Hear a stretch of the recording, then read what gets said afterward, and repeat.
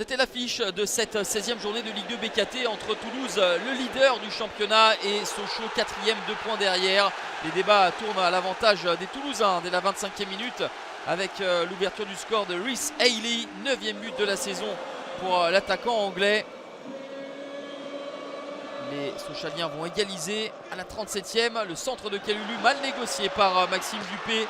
Égalisation de Gaëtan Vesbeck. Son 3e but.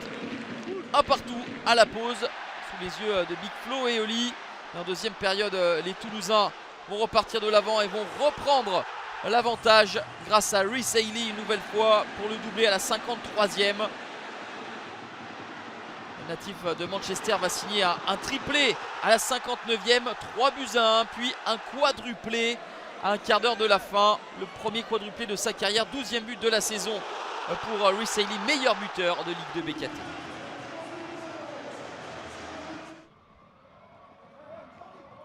Dunkerque, Ajaccio, les nordistes se procurent des occasions en première période, mais Benjamin Leroy sort le grand jeu sans la moindre frappe cadrée en première période. Les hommes d'Olivier Pantaloni vont ouvrir le score à la 68e par l'intermédiaire de Yanis Simignani, son 2e but de la saison. Le jeune joueur de 19 ans, 1-0 pour les Corses, c'est le score final. Après Big Flo et Oli au stadium, c'est Orelsan au stade Michel Dornano pour cette rencontre entre Caen et le Paris FC. Les Malherbistes en difficulté en ce moment avec une seule victoire sur les 11 derniers matchs face au Paris FC qui reste sur 2 victoires consécutives. Rémi Rioux sort une belle parade en première période pour empêcher le but des hommes de Thierry Loret.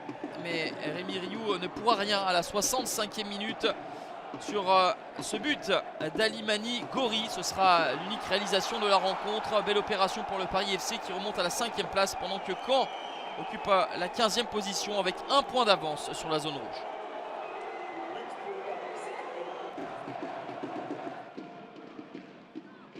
Le Havre 5e reçoit Amiens, relégable à la 19e place. Les hommes de Paul Le Guen ouvrent le score juste avant la pause avec ce coup franc de Quentin Cornette, l'ancien amiénois, mal négocié par Régis Gürtner. Mais à la 90e minute, les Havrais vont concéder leur premier but de la saison dans le dernier quart d'heure avec le pénalty qui va être transformé par Arnaud Loussamba. 3e but de la saison pour Arnaud Loussamba, 1 partout, score final. Le Hack quitte les places pour les playoffs. 7e match nul en 9 matchs pour Amiens. Pau 8e face à Guingamp, 11e, 3 points derrière. Les Palois restent sur 2 victoires consécutives au Noustecamp et voulaient enchaîner face aux Costarmoricains. Et ça commence plutôt bien à la 36e minute. La passe de Romain Armand pour la 5e réalisation de l'attaquant ghanéen Ebenezer Asifoua.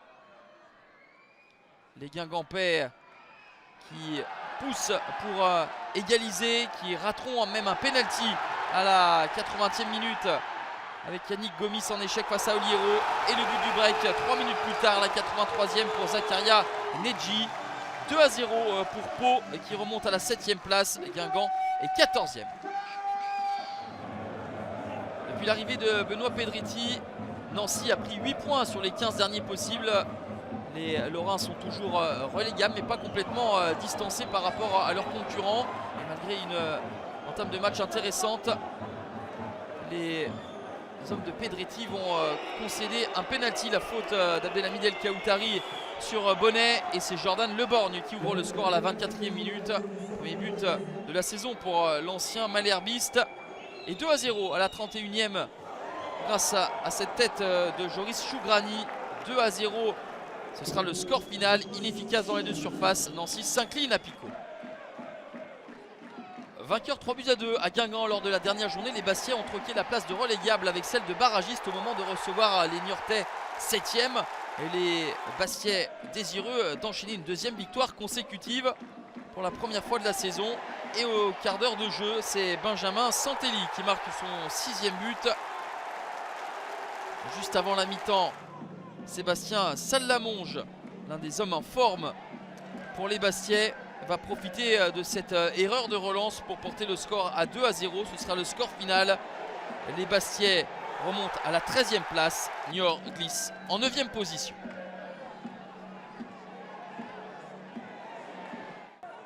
Après 3 défaites consécutives, les Valenciennois ont obtenu le match nul au Havre lors de la dernière journée avec la première sur le banc de Christophe Delmotte, sur le banc de VA.